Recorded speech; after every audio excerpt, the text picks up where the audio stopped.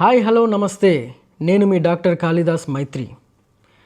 ఈరోజు మనం ఈ వీడియోలో అయితే డిహైడ్రేషన్ గురించి అయితే తెలుసుకుందాం. Welcome our channel twin chat vlogs.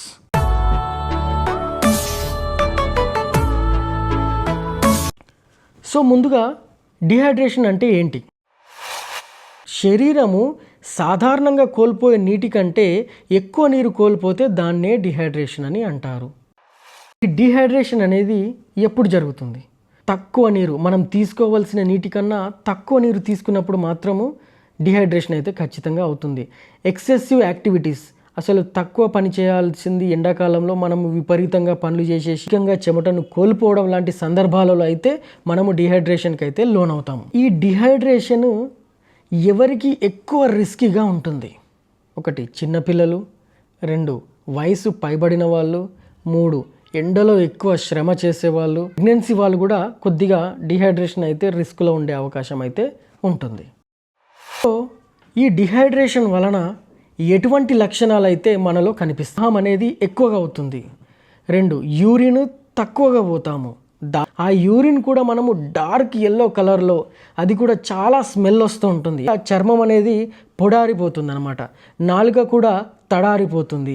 ఇలాంటి మనము ఏడ్చేటప్పుడు కన్నీళ్ళు కూడా రావు. అంటే ఇదే విధంగా కాకుండా డిజీనెస్ అంటే వామిటింగ్స్ వచ్చినట్టు కానీ, కళ్ళు తిరగడం కానీ, జ్వరం రావడము, తలనొప్పి, ఇలాంటి సిమ్టమ్స్ అయితే ఖచ్చితంగా ఉంటుంది. సో ఇవి కొన్ని మేజర్ డిహైడ్రేషన్ లక్షణాలు. డిహైడ్రేషన్ అనేది మనం చాలా నెగ్లిజెన్సీ చూపిస్తాం, కానీ ఇది చాలా చాలా చాలా డేంజరస్ పరిస్థితి ఇదే. సో ముందుగా మనం డిహైడ్రేట్ కాకుండా ఉండడానికి ప్రివెన్షన్ అయితే తీసుకోవాల్సి ఉంటుంది. Prevention is better than cure. ఇది చాలామంది చాలా సందర్భాలలో వాడే విషయమే, కాకపోతే అద్భుతమైన ఫార్ములా. ఫస్ట్ థింగ్, మనం ఎండలో బయటకైతే వెళ్ళకూడదు. అత్యవసరంగా మీకు బయటకు వెళ్ళాల్సి వస్తే గొడుగునో సన్షేడ్స్నో వాటిని అయితే ధరించండి. ఖచ్చితంగా గొడుగును తీసుకోండి. చల్ల పూట బయటకు వెళ్తే మాత్రం బెటర్.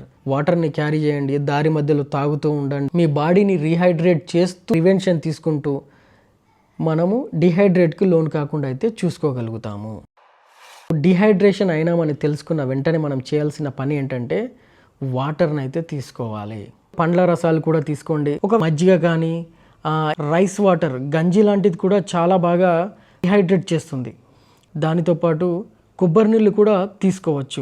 రీహైడ్రేట్ అయినా కూడా మీకు సిమ్టమ్స్ పోవట్లేదంటే ఖచ్చితంగా దగ్గరలో ఉండే డాక్టర్ని అయితే ఖచ్చితంగా కన్సల్ట్ అవ్వండి. ప్రెగ్నెన్సీ వాళ్ళు ఒకవేళ ఎండలో ఎక్కువ తిరిగినా, ఎండలో ఎక్కువ పని చేసినా వాళ్ళకు